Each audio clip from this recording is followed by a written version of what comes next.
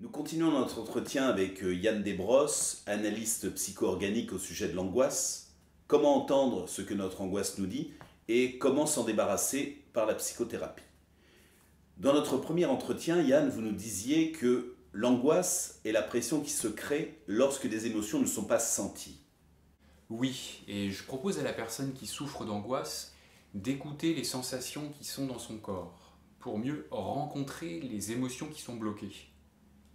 Nous, analystes psycho-organiques, nous distinguons 3 niveaux dans l'être humain. Au plus près du corps, il y a l'organique profond, c'est-à-dire la vie dans notre chair, de nos organes, de nos muscles, qui impulse notre dynamique vitale. Mais l'organique profond contient parfois des mémoires d'émotions non digérées, dans le ventre notamment. On distingue aussi le niveau du concept, qui est l'ensemble des pensées que nous avons sur nous-mêmes et sur le monde. Nos pensées sont souvent bénéfiques, mais parfois elles nous empêchent de vivre nos besoins. Et entre ces deux niveaux, la connexion organique est le lieu d'échange entre les sensations de l'organique profond et le concept. La connexion organique, c'est en particulier nos émotions, qui sont un langage qui fait lien entre notre corps et nos pensées. L'organique profond est particulièrement actif dans le ventre, le concept est géré par la tête, et la connexion organique se fait sentir surtout dans la poitrine, là où nous ressentons souvent nos émotions et l'angoisse. Quand ce qui monte de notre corps ne peut plus être reçu par notre pensée, alors une charge se crée qui oppresse, peut créer par exemple la sensation d'une boule dans la poitrine, et nous parlons d'angoisse. Mais concrètement, comment défaites-vous ce mur ? C'est la personne qui vient en psychothérapie qui crée elle-même des ouvertures à son rythme quand elle s'allonge et se met à l'écoute de ses sensations. Mais pourquoi ne parle-t-elle pas plutôt de ses émotions ? Alors, elle parle de ses émotions, bien sûr, mais écouter son corps lui permet d'y accéder plus directement. Et voilà par exemple des images réalisées en 2013 par 4 chercheurs finlandais qui ont mesuré, pour les émotions les plus courantes, la température des différentes parties du corps.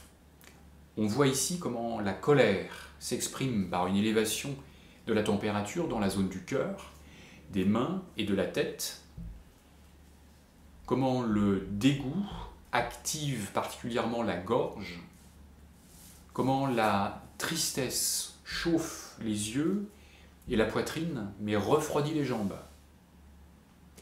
L'écoute des sensations corporelles facilite donc beaucoup l'accès aux émotions. La personne parle donc de ce qu'elle ressent dans son corps. Mais au bout d'un moment, elle a fait le tour des mots pour décrire tout cela, non ? Alors c'est là que l'écoute des images aide beaucoup.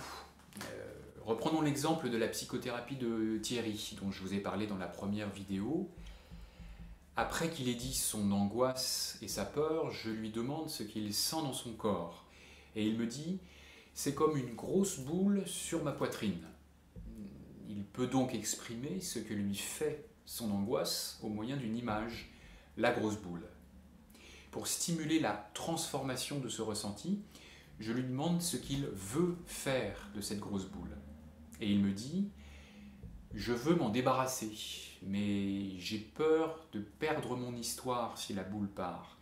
Je préférerais la transformer ». On voit ici que le conflit que vit Thierry.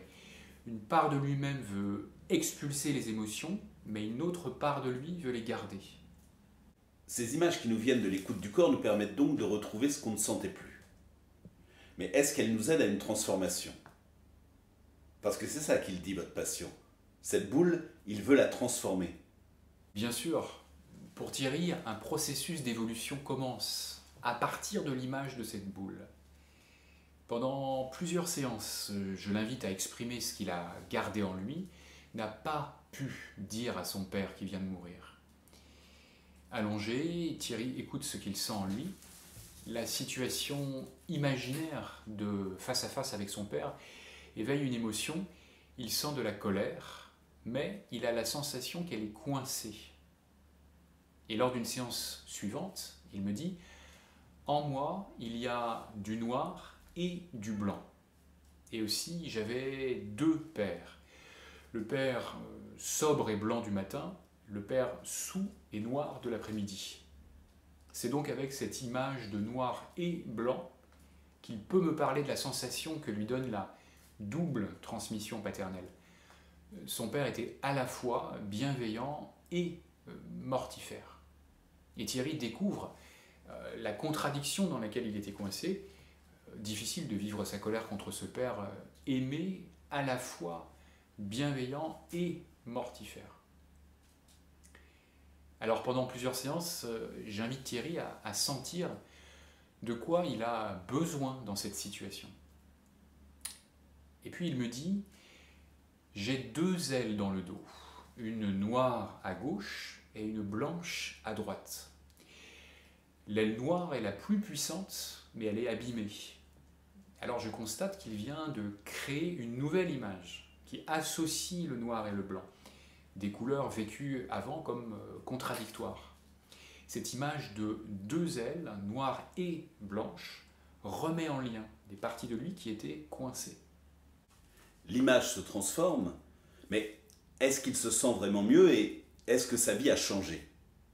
Ah, ce n'est que le début. Séance après séance, il va découvrir tout un monde d'émotions et de désirs qu'il avait enfouis.